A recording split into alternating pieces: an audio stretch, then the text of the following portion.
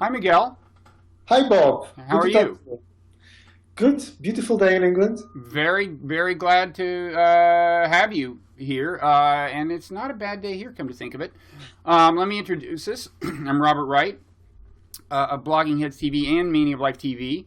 You are Miguel Farias, Hmm. and you are in England, although apparently not from England originally. Yes, And you're a psychologist. And where are you situated right now in England? I am. So I'm currently the leader of the Brain Belief and Behavior Group at Coventry University. And previously I was for 14 years in Oxford, first doing my doctorate and then a lecture in experimental psychology. Okay. And you are the author, very relevantly, of The Buddha Pill. Can meditation change you? And I think you answer the question in that subtitle, yes, but not necessarily for the better. The book Yes. talks about some of the possible dark side of meditation. It's co-authored with Catherine Wickham. Yes. And that's what we're going to talk about today is pros and cons of meditation. You stress the cons more than many people. I should say at the outset, I'm a little bit of an advocate of meditation. I meditate. I've been to meditation retreats. I've written a little bit about it, and I'm writing more. Excellent. I hope this will be a reasonably well-informed discussion of your Yeah, thesis. I'm looking forward to it. Now, first of all, why don't you tell us how you got interested in this subject? I've been interested in meditation for a long while. Right at the beginning of the book, I say that I was introduced to meditation when I was 6, and my parents did a course on transcendental meditation. Mm. Hippies. Your parents were hippies? No, actually, my father was in the military. And was unusual among soldiers in doing transcendental meditation, I suspect, but go ahead. I'm not so sure. If you look, for instance, at the history of the Theosophical movement, there were quite a lot of military interested in Hmm. it Hmm. at the beginning.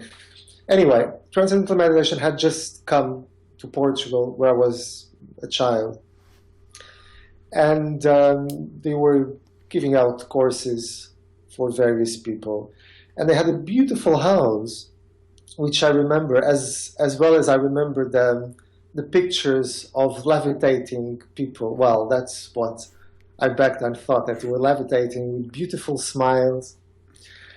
So I did enjoy it, and my not my mother, but my father kept on doing meditation throughout my my childhood and adolescence. Okay. And I assume your claim is not that it was ruinous for him. In other words, not that it's ruinous for everyone or bad for everyone, Oh, no, no, no. but Quite the contrary. And I actually, I would uphold the point that our book is quite a cautious, I mean, mhm, examination of meditation. mhm, And perhaps more importantly, it's the first time that someone has looked at the whole of the science of meditation from the early 70s up to the current studies of mindfulness, which hadn't really been looked at before as a whole. and and we should say that there really are a lot of different kinds of meditation. Yeah. But you're right that mindfulness meditation is the currently, I would say, most publicized form. It's the form I'm familiar with. Um, Okay. do you want to say a little about what we mean by mindfulness meditation? So if it's a meditation, you probably know more about it than I do. So the major difference between transcendental meditation and mindfulness is that while transcendental meditation is rooted in a Hindu tradition of meditation where you focus upon a word, and it's one of various methods. So in this case, they're meditating, they're focusing upon a Sanskrit word.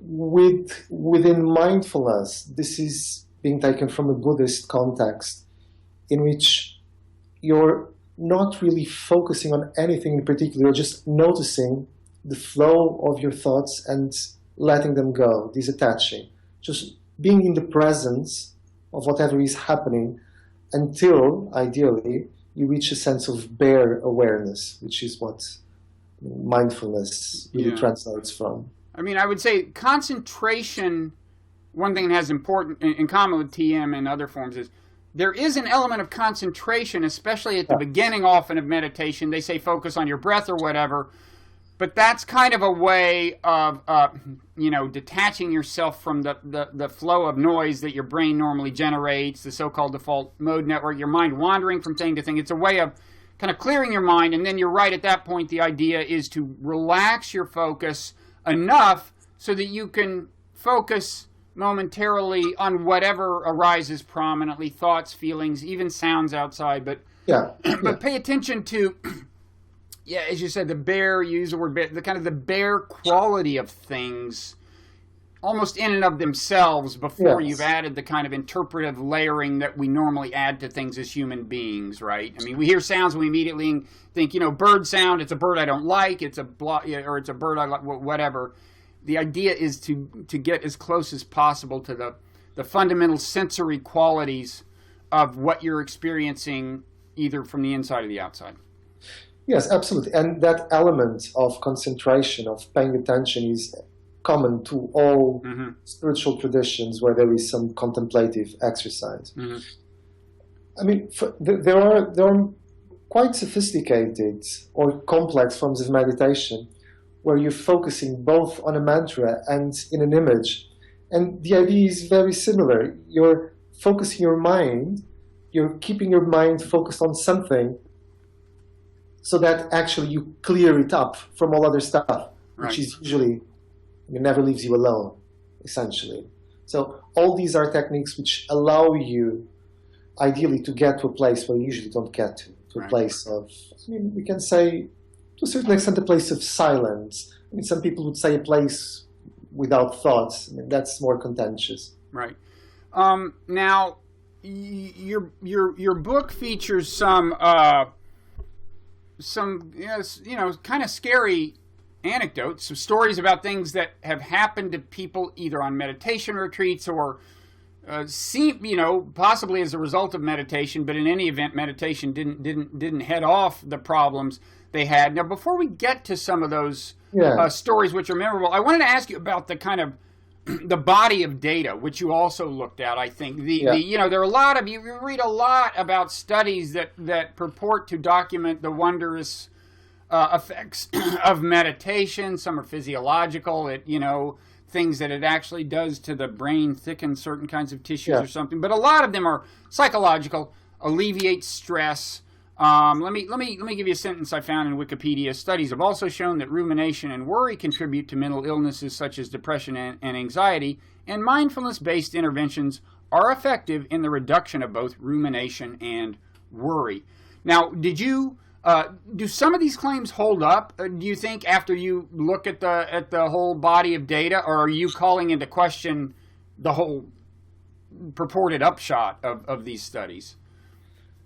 I think it would be fairly safe to say that meditation does produce measurable effects, psychological and physiological effects, and some of these effects you can measure them even through brain imaging studies. I think that's fair to say. If you have never done meditation and you're going to learn it, it's very much like learning a new technique or even a new language. And as we were talking before, because it allows you to get to a place away from the busyness of a usual stream of thoughts, it is often associated with a sense of relaxation. I think this would be the non-controversial part of meditation right now, which is relatively new. So when the research started in the early 70s, there simply were no data showing whether meditation did this or that. There were mostly anecdotal studies which focused on advanced yogis and whether they could withstand pain, for instance, in a way that a normal person could not, or if they could stop their heartbeat or breathing. So it was only in the early 70s that we started looking at how normal people, many of whom had never meditated, in what way this affected them. And there were all sorts of interesting claims, some reasonable, some unreasonable. And I think the literature has not changed much in the way of the claims and the underlying assumptions about it. There are some very good studies. I think most of them are not very good. And there's been quite a lot of sensationalist press about it. So I think what we can agree, I mean, without any controversy, is that meditation, most of the times, is a wonderful relaxation strategy.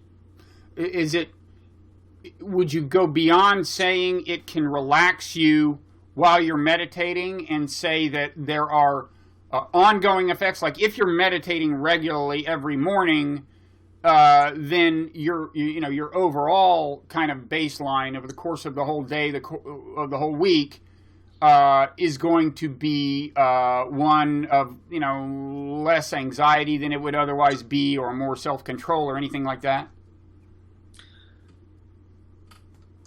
I think that most of the literature points in that direction. However, one major caveat with the literature is that there's very little of it that looks into individual differences. That is, people react differently to meditation. And so far, most of the literature is portraying meditation as a universal technique that will take everyone to a certain place. Okay. And this is, I think, the main qualification you want to make.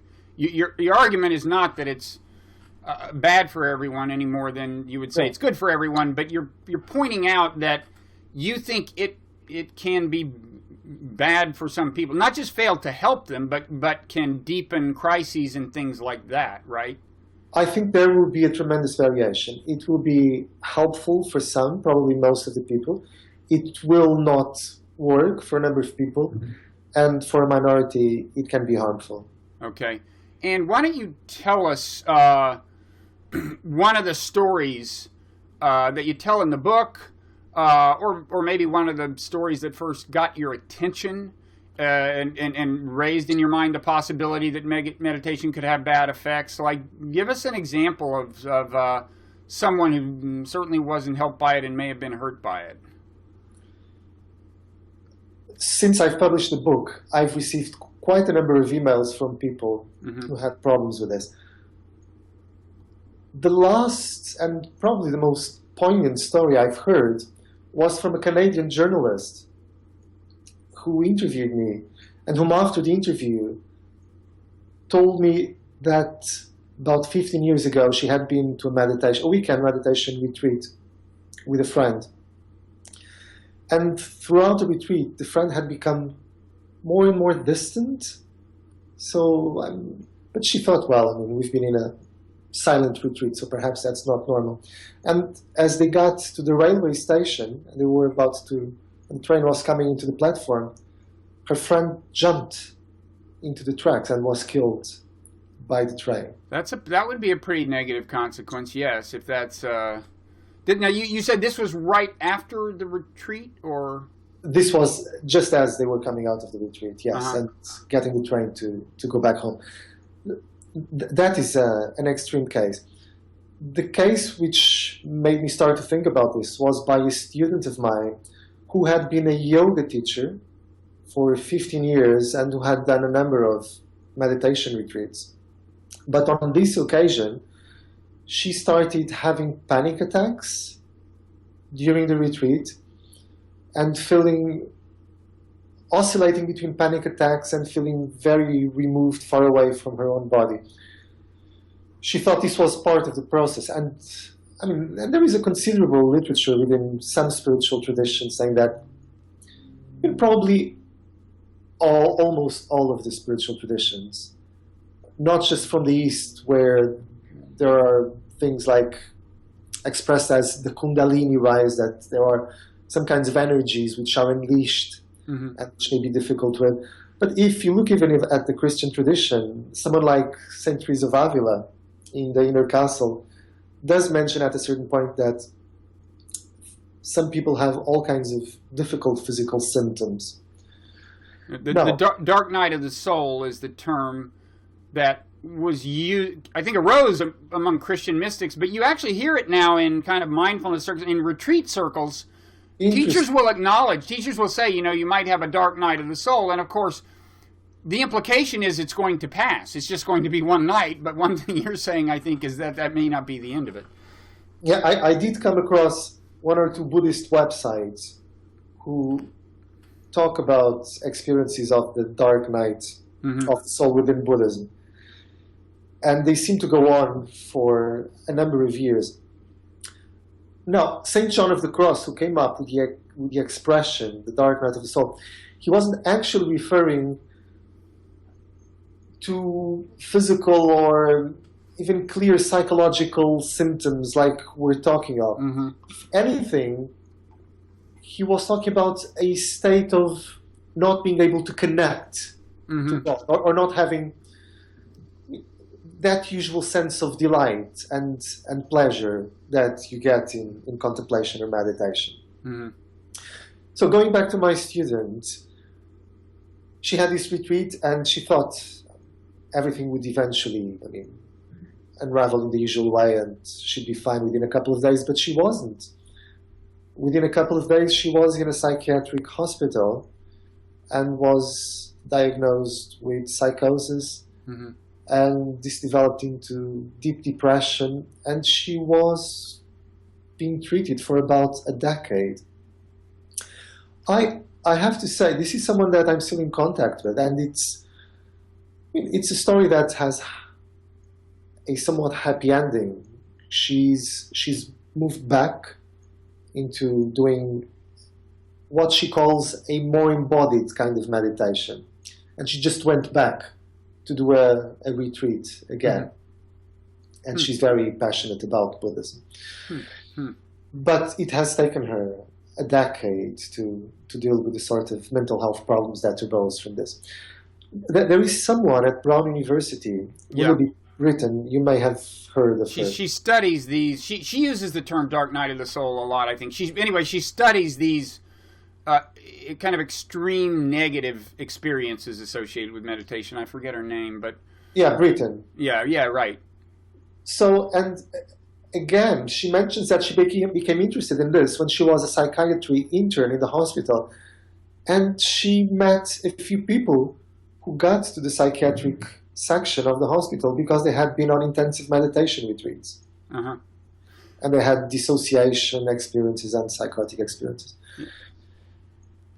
You were going to say something. Well, let me, in a way, play devil's advocate. But first, I'd concede that I think it's very likely that some people... first, we should distinguish between a retreat experience, which most people who meditate never do, and a kind of daily sit-down. The truth is, most people who have decided they're going to try sitting down for 20 minutes or 30 minutes a day and meditating, even those who find it works and stick with it, most of them are not doing anything sufficiently dramatic to their mind to have tremendously good or bad effects, right? I absolutely agree with that. But a retreat is an intense experience because, and I just finished a 2-week retreat, which was Vipassana.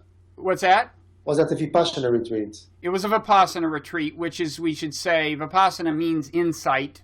It's insight meditation, but there's a lot of overlap with what we mean by mindfulness meditation. You might say Vipassana is the most prominent form of mindfulness meditation, kind of now. I agree with that. Some people would disagree, but I would agree with you, yes. There's certainly, the relationship between mindfulness and Vipassana, it's a whole thicket of weeds to get into the semantics of these things, but there's a big mindfulness component of Vipassana, and all my retreats have been in that tradition. This was the longest one I've done, and 2 things about a retreat. First of all, it is sufficiently intense that it's inevitable that some people are going to have bad experiences, and I think most people who have been on them and sing their praises would say they have had bad experiences. Just the fact that you're going a week or 2 without any news from the world, any contact with the people in your life, people you know, And in fact, without saying anything, except maybe once or twice a week when you have like 10 minutes to check in with a teacher or something, or a little group session, that itself is a bizarre situation. Now, you might say that modern connected life on the internet is sufficiently bizarre in itself that it's no more extreme than the meditation retreat in a certain sense. Well, I completely agree with what you're saying. Now, something crucial, as you were pointing out in an implicit way, something crucial about the meditation experience is the motivation of the meditator. Exactly. Why are you doing this? Right. Is it, I mean, someone whom we refer to is David Lynch, who claims... He does transcendental, I think, doesn't he? He does, who claims to have derived a great lot of ideas and Right. creativity, as well as blissful experiences from meditation. No, I mean, for some people, I was giving the example of my dad who used TM for a long time, and it was his way of just zoning out, let me be quiet and relaxed for 20 minutes today.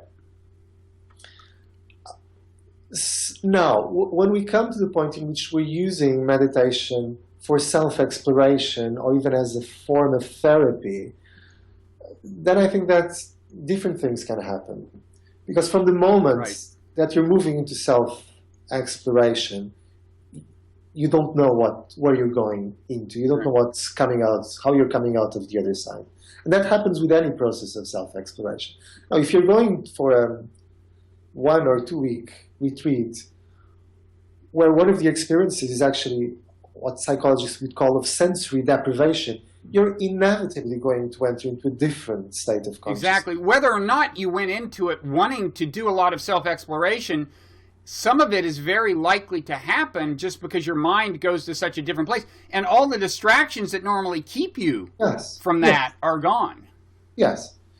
And when everything happens as expected, you have a clarity of mind and thought, which you very rarely get in everyday life, which can be a very powerful and rewarding experience.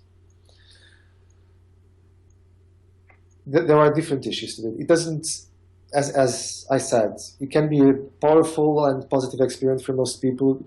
For some, it's not so positive.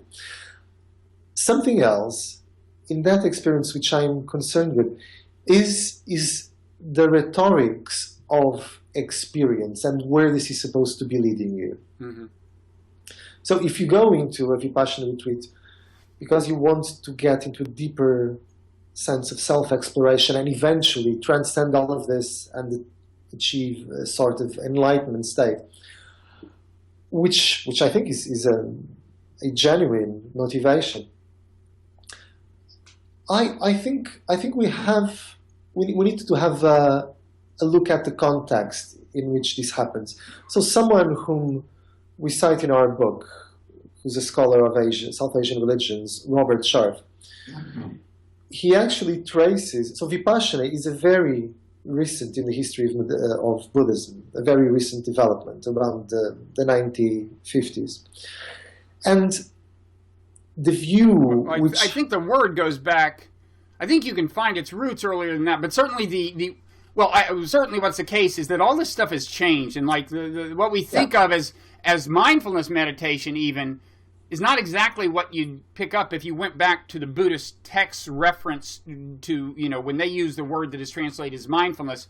So anyway, I certainly agree that what we're dealing with today is a relatively modern phenomena in various senses. Even the idea of a meditation retreat is probably not more than 150 years old. So go ahead. Yeah. So, and I don't have any problem with that. I mean, there is a recent similar discovery in the realm of yoga as asanas, as exercises, that actually what people are doing in the US, in the UK, everywhere they're doing yoga, are actually very recent postures which were mostly developed around the 1920s.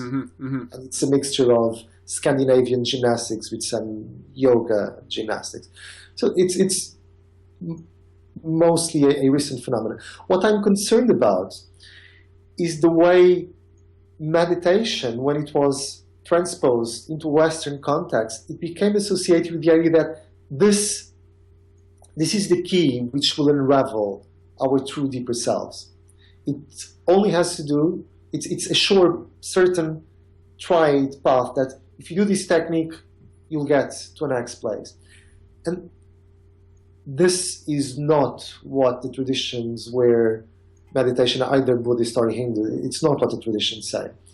I mean, meditation has been practiced in Asian religions for a long time, but they were embedded within lots of other activities. So you would not spend most of the day in meditation. You probably would not do more meditation than Benedictine monks spend doing the offices.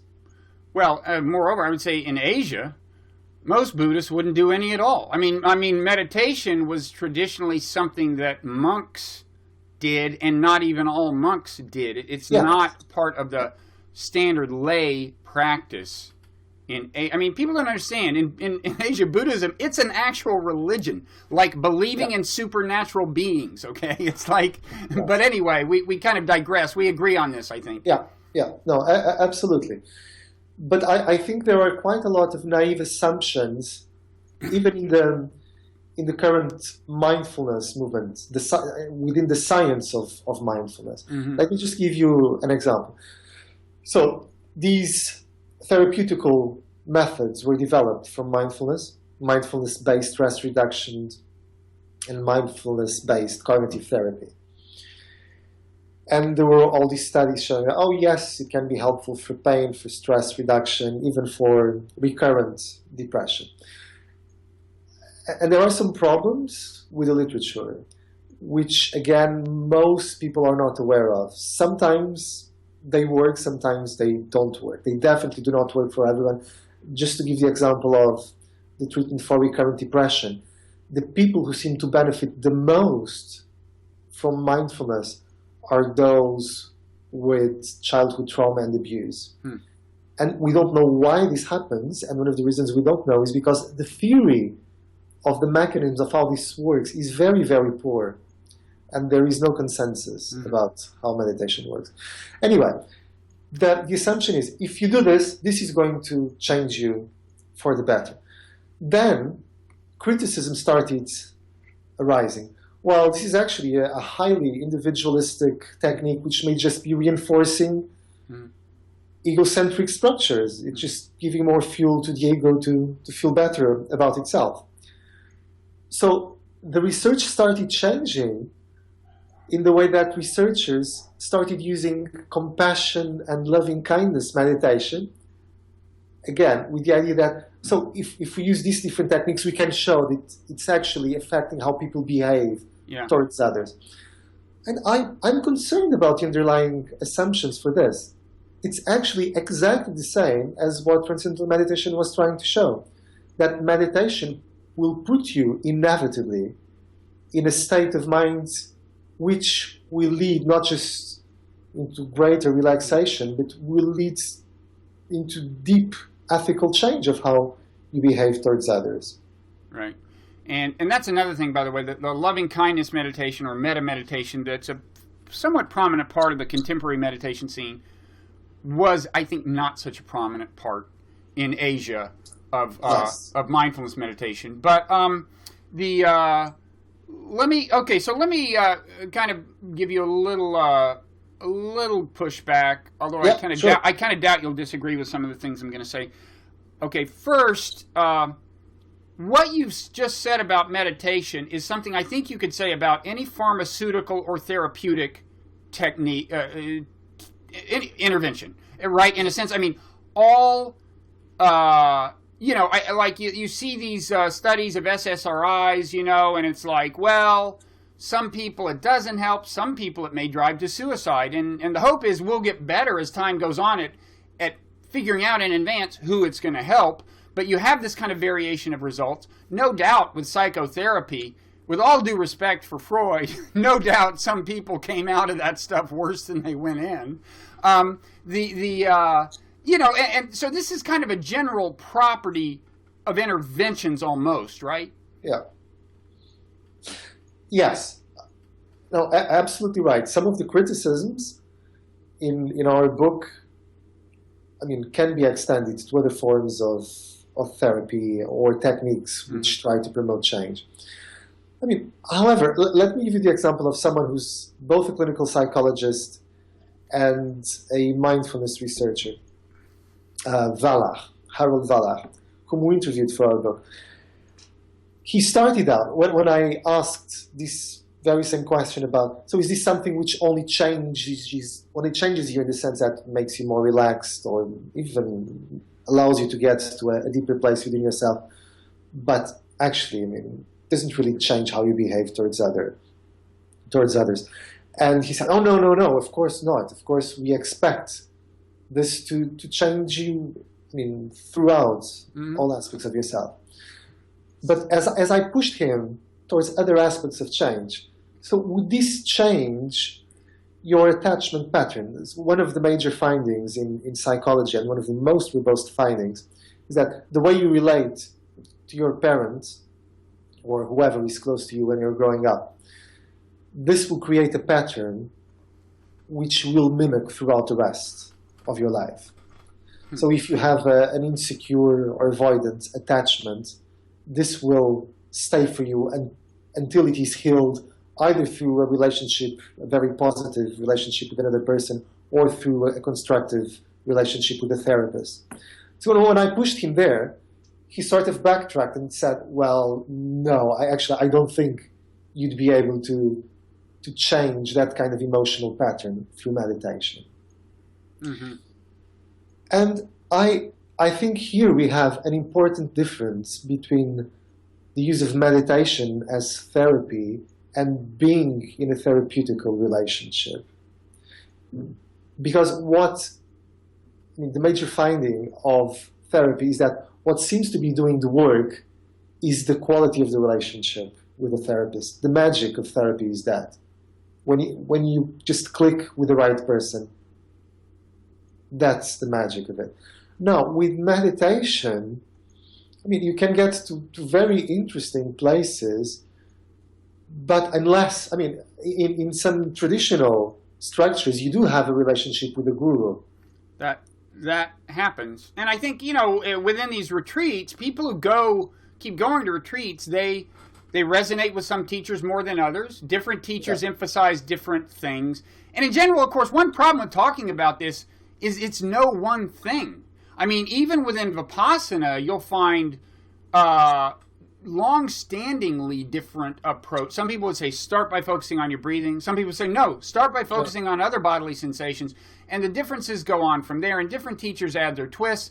And some of the teachers, well, anyway, it's not, it's a very variegated thing to begin with. Yes. And that's why it's not like studying SSRIs, or even probably it's not as neat as studying something like cognitive behavioral therapy, even though different teachers differ within that tradition. There's probably a little more uniformity. No, but that's exactly one of the important points. Yeah. With these mindfulness applications to therapy, we have a sort of assembly line going. You have a standard technique which is just producing, it becomes a sort of automated process, which I don't think does justice to the complexity of who we are as human beings. Yeah. This is being given out as a group intervention. Right. Now, I will say, okay, so other things I'll say in defense of it.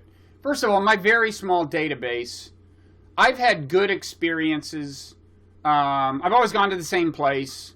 I think it's a very professional place, which is very mindful of the limitations of the claims they should make.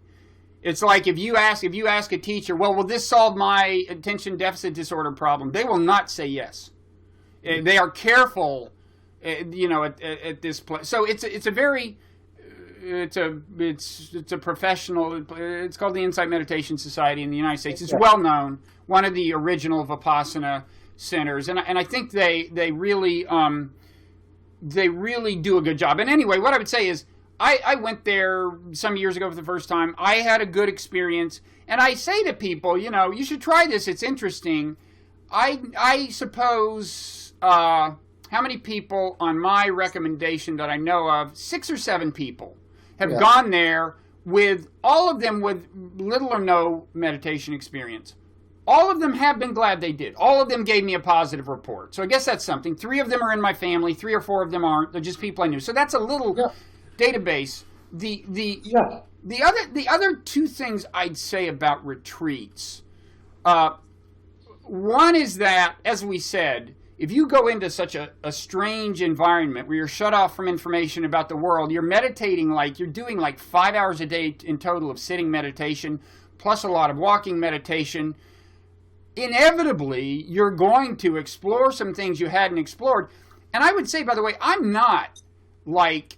never bought into the psychotherapeutic assumption that the more self-exploration we do, the better. I think some things are better left untouched. But I will say, if you are going to be thrown into an environment where you're doing self-exploration, this is a pretty wholesome environment. And again, I only know this one retreat center and only a few teachers within this retreat center, but it's I've thought a lot about this, and it's a pretty, in the way they are, the generic advice you're getting about how to handle things, I think is pretty solid generic advice. Now, that said, inevitably, it is such an extreme environment. I'm sure you're going to get some bad reactions.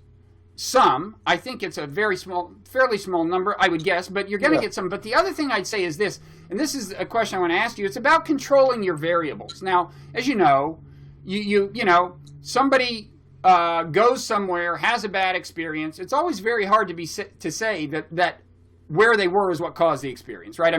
You don't know for sure they wouldn't have had the breakdown anyway. And the thing I want to emphasize here is, there is a time in these retreats usually, in general, you don't get to know all these people who are at the retreat. You don't talk to them until you can at the very end, but then everyone's leaving. But there is usually a group session during the week when 6 or 7 or 8 people, you go around in a circle and tell the meditation teacher any issues you're having. And one thing I will report from having sat through, half a dozen of these at half a dozen different retreats is, as you would expect, some of these people are seriously troubled to begin with. Really seriously troubled. And that's not surprising when you realize what an extreme experience this is. How many people are going to choose to subject themselves to this weird experience? Most of them have an intense motivation of one sort or another. And inevitably, when they grow around, I'm not going to say that everyone who has a really grave, serious problem, but inevitably, in these discussions, 1 or 2 or 3 people say something that lead me to go, wow, I thought I had problems. This person needs help. And so it's I'm not convinced that some of these people wouldn't have gone off the rails at some point anyway. Some of them probably already had. But anyway, that's my sum total of kind of devil's advocacy. I think that's all important and sensible. And if you'd ask me, if there are people who have mental health problems with these retreats, is it because they have the problems beforehand or not? We don't have enough data to answer that question. So Willoughby Britton, the psychiatrist at Brown, she says that by looking at her preliminary data, she say, no, this is not restricted only to people who already have mental health problems or dispositions to having problems. Mm-hmm. I don't know. Let me say something in favor of retreats, whether they're of meditation or any kind of retreat.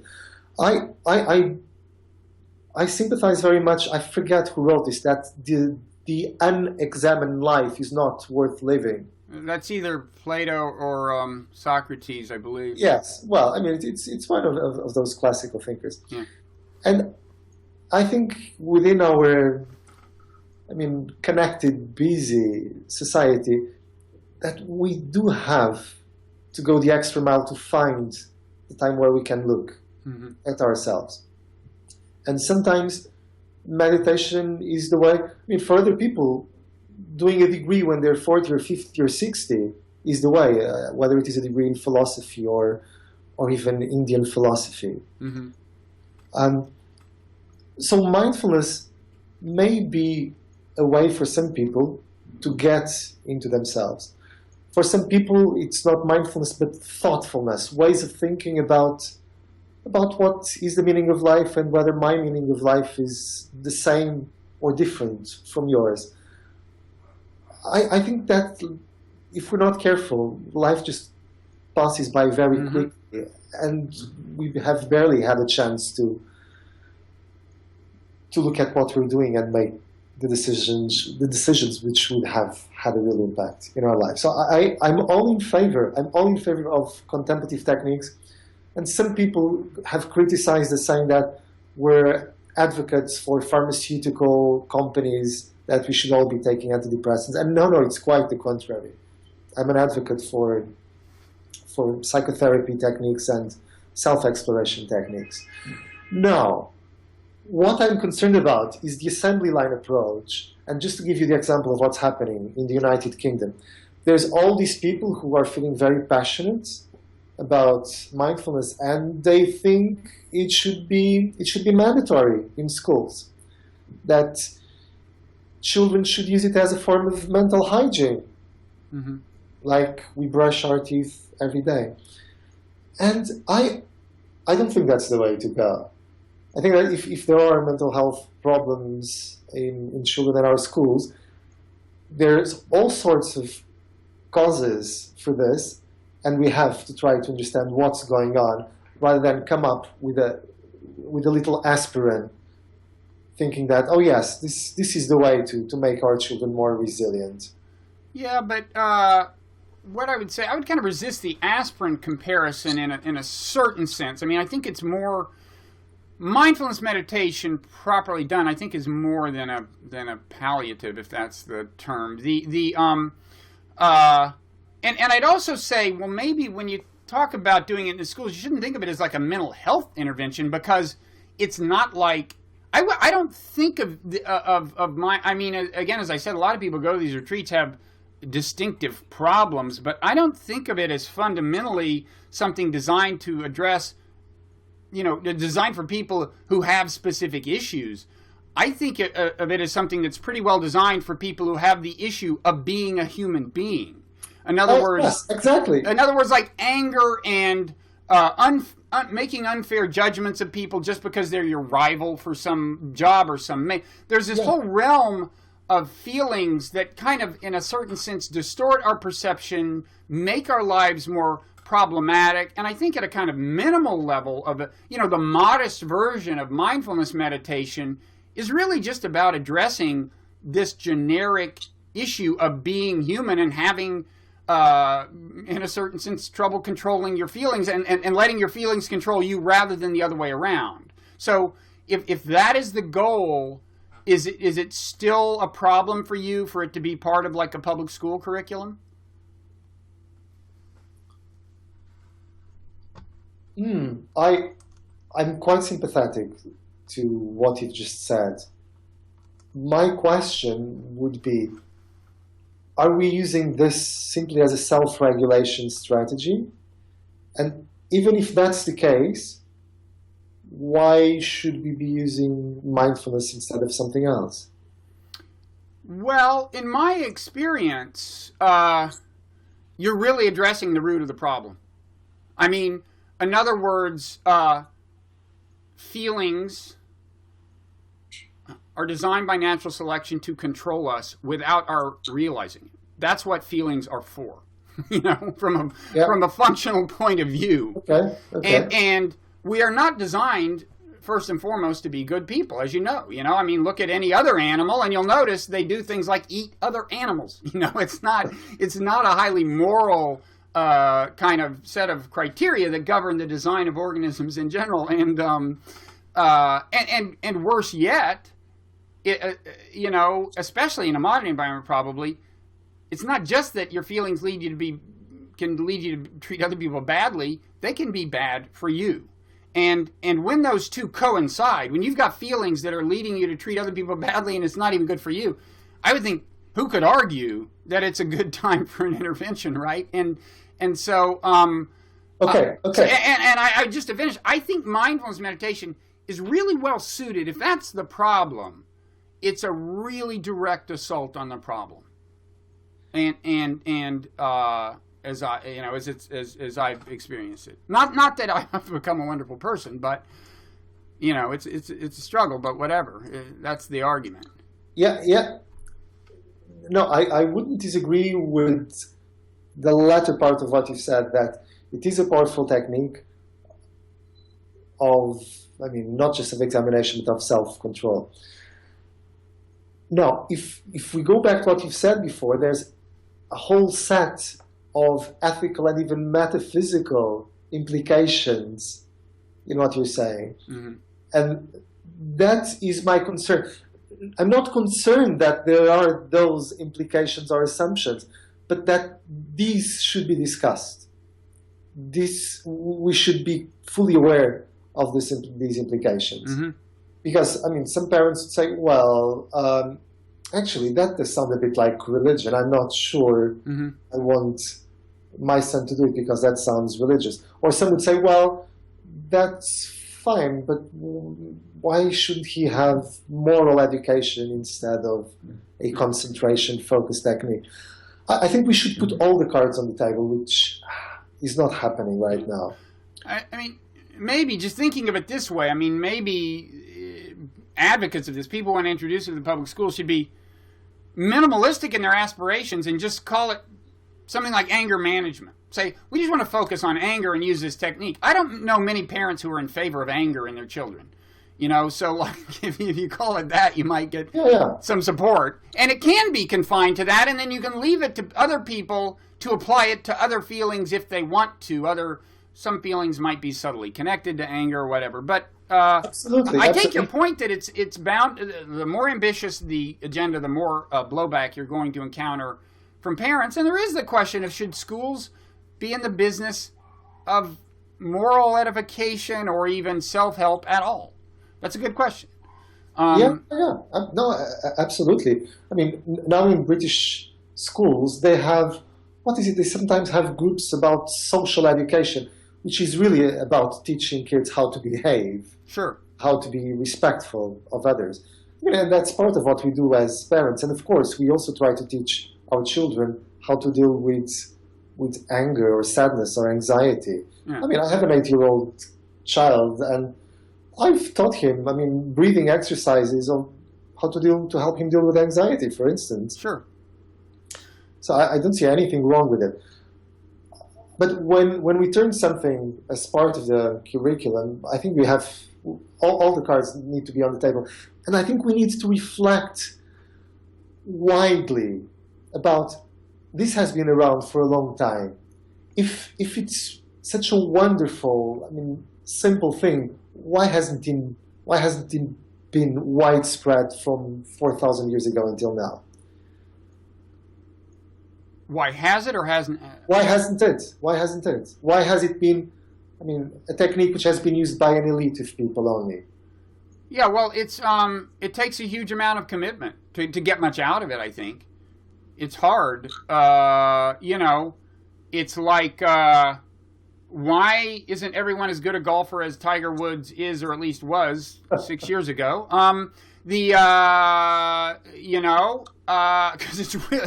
the amount of commitment it takes is ridiculous. But at the same time, you have to acknowledge what he did must work.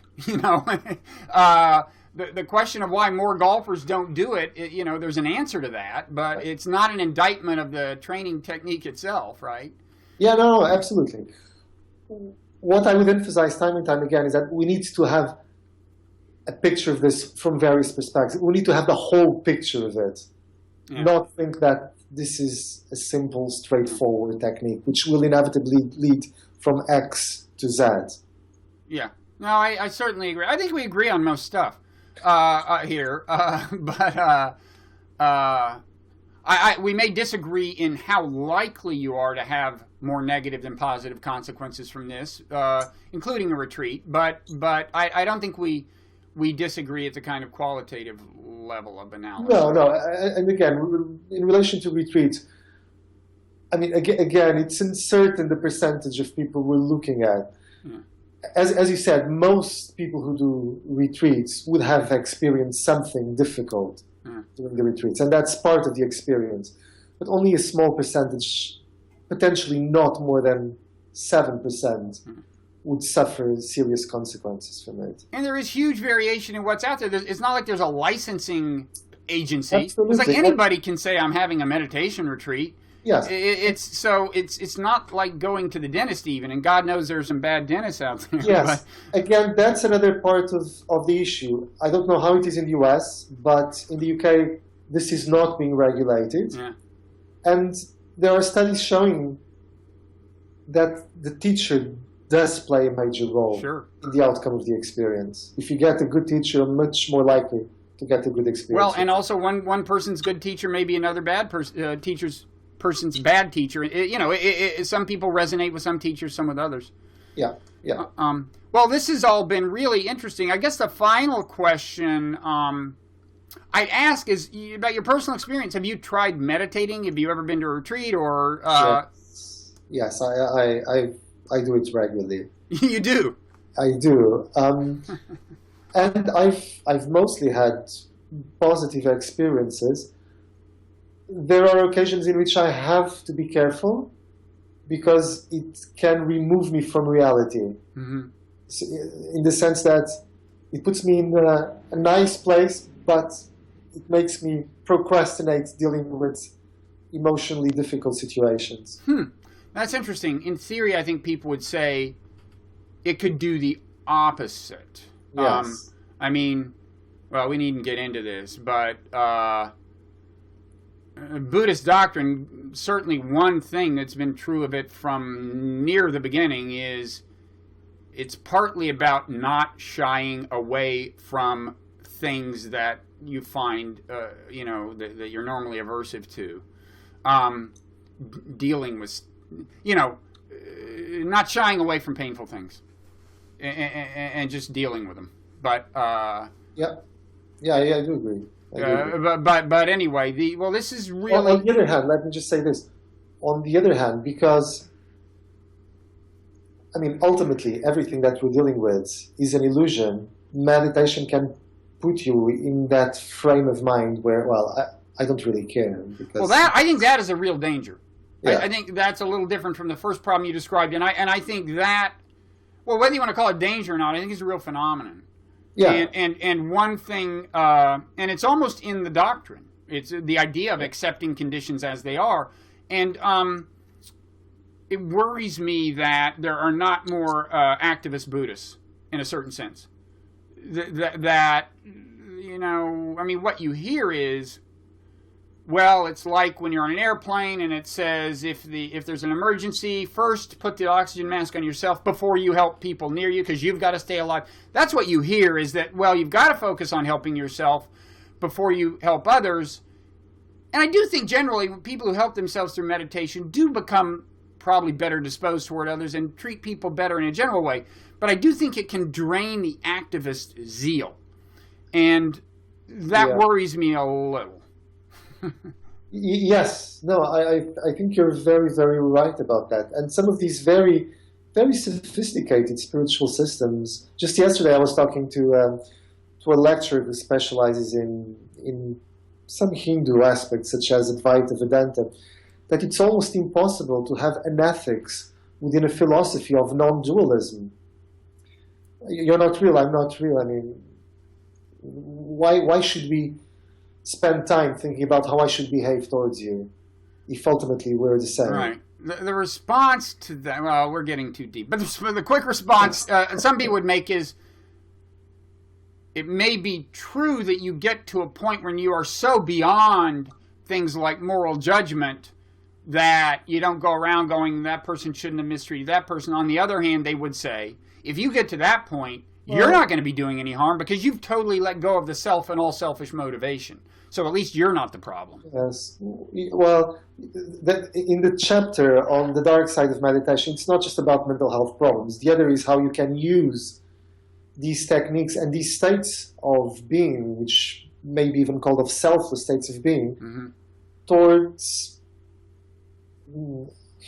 violent ends, for instance, as it happened in the Second World War with Zen Buddhism. I agree. You can use meditation as a technique that facilitates bad behavior. I agree. That can happen. I think it tends not to happen, but I think we'd agree it's a reason that meditation is probably best learned in the context of an ethical system, such as the Buddhist ethical system. Which again brings up the problem, but are these mindfulness techniques secular or spiritual? I don't have a particular problem with it, but the way they're being sold is that these are purely secular techniques.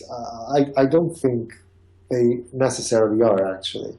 Well, I think they inevitably have ethical implications one way or the other. They're going to affect the way you behave to other people. I think the effects tend to be good, but I agree it's not guaranteed.